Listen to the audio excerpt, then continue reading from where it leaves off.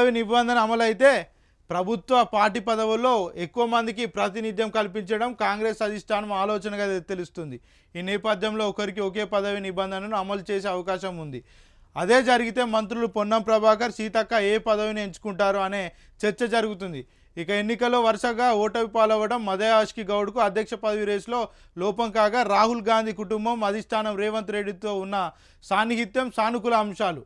TPCC చీఫ్గా బీచ్తో పాటు MP పోస్టును అధిష్టానం పరిగణలోకి తీసుకుంటే సురేష్ షెట్కర్కు కలిసి రావచ్చు. అయితే లింగాయత్ సామాజిక వర్గం రాష్ట్రంలో ప్రభావితం చూపే స్థాయిలో లేకపోవడం ఆయనకు ప్రతికూల అంశం. మంత్రి పదవిని వదులుకునేందుకు సీతక్క విముఖత ప్రదర్శిస్తే ఎస్టీ లంబాడ కింద బలరాం నాయక్ను పదవి వరించే అవకాశం ఉందని పార్టీ వర్గాలు అంటున్నాయి. సీఎం రేవంత్కు సన్నిహితుడు కావడం బలరాం నాయక్ సానుకూల అంశం. ఆ నియామకం తర్వాతే విస్తరణ.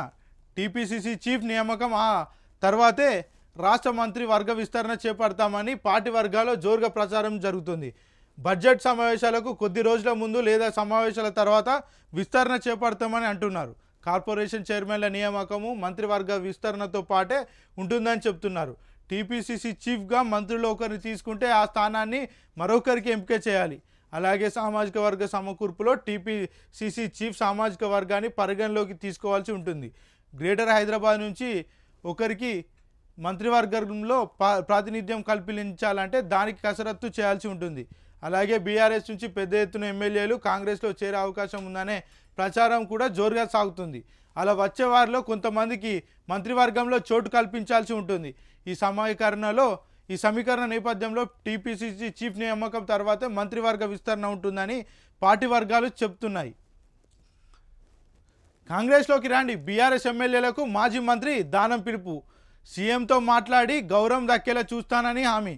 బీఆర్ఎస్ ఎమ్మెల్యేలు రాజకీయ మనుగడ సాధించేందుకు కాంగ్రెస్లోకి చేరాలని మాజీ మంత్రి ఖైరతాబాద్ ఎమ్మెల్యే దానం నాగేందర్ పిలుపునిచ్చారు. ఆత్మాభిమానం చంపుకొని బీఆర్ఎస్లో ఉండే కన్నా కాంగ్రెస్లోకి వచ్చి గౌరవంగా ఉండాలన్నారు. పార్లమెంట్ ఎన్నికల్లో ప్రజలు బీఆర్ఎస్ను వ్యతిరేకించారు.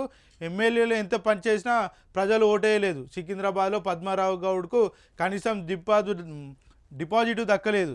ఇలాంటి తరుణంలో రాజకీయంగా ఎదగడానికి ప్రజాసేవ చేసేందుకు బీఆర్ఎస్ ఎమ్మెల్యేలు కాంగ్రెస్లోకి చేరే అంశంపై ఆలోచించుకోవాలి.